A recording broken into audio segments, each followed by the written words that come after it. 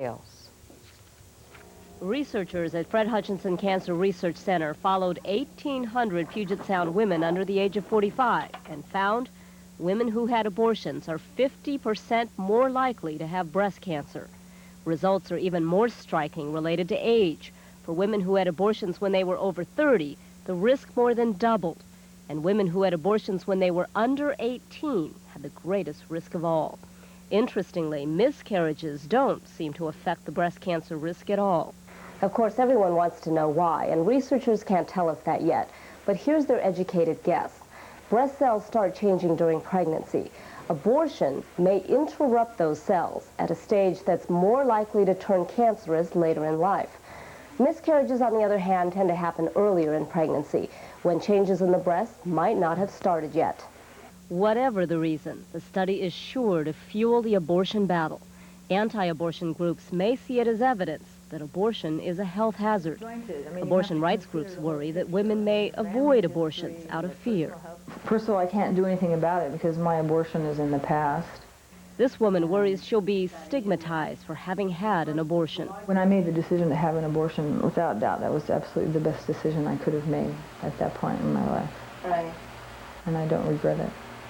The study doesn't make any recommendations regarding abortions, saying only that early detection of breast cancer through mammograms and self-exams is most important. But here's how one abortion clinic director will handle it. If abortion is a risk factor for breast cancer, and that has yet to be definitively determined, then we certainly need to be informing women of this. Josephine Chang, KOMO News 4. For women under the age of 45, the average risk of breast cancer is about 1 in 100. The abortion risk would raise to less than 2 in 100, still a relatively small difference.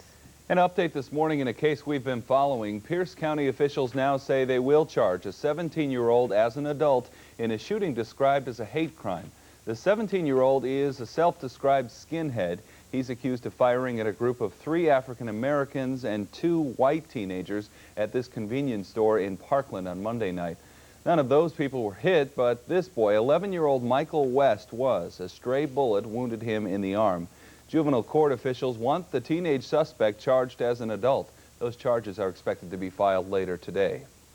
Boeing engineers are stepping up their work with federal crash investigators who are trying to find out if dirty hydraulic fluid caused a U.S. Air 737 to crash. 132 people were killed when that jet went down near Pittsburgh early last month. Boeing won't speculate right now on the theory that little bits of rubber and metal got into that hydraulic fluid and caused the plane's rudder to stick. But engineers do say they found nothing to indicate changes are needed on other 737s. Well, today's the day for a big airport showdown. A regional committee will vote on how to relieve the growing gridlock at SeaTac. A Seattle group has a new idea involving different types of transit. The leader of that group used model planes to help his cause. Preston Schiller says he's trying to show that small planes get in the way of big planes. His group suggests getting people out of planes and into trains between Portland, Seattle, and Vancouver. We could have trains every 1 to 2 hours during the day, up and down the corridor. This would be very popular. It would be an energy efficient and environmentally sound alternative.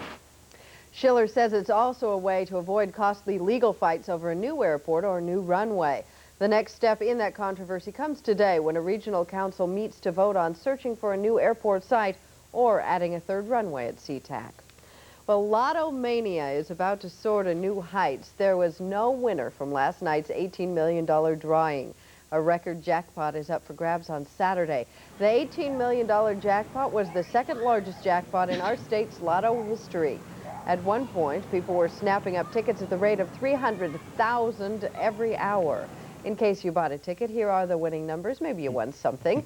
10, 18, 25, 39, 40, and 43. A single winner would have collected annual payments of $684,000 a year after taxes. Since no one hit it big, Saturday's jackpot grows to $21 million. That's a new record. A big lineup at all the 7-Elevens yesterday. For that, I can't imagine what it'll look like on Saturday. $684,000 a year. Big bucks, and it gets bigger now. It sure does. Our time right now is 5:11. Russia's government is being blasted for that huge Arctic oil spill. In just about 3 minutes, why Russians are saying it's a good thing the U.S. blew the whistle on the disaster. And then, what's inside this airborne bucket? It's helping a Northwest species survive. We'll explain at 5:14. They're out there. I go in and out of my house when I want, and whatever time I want. Kids getting in trouble. No community is safe. Now some Northwest people are working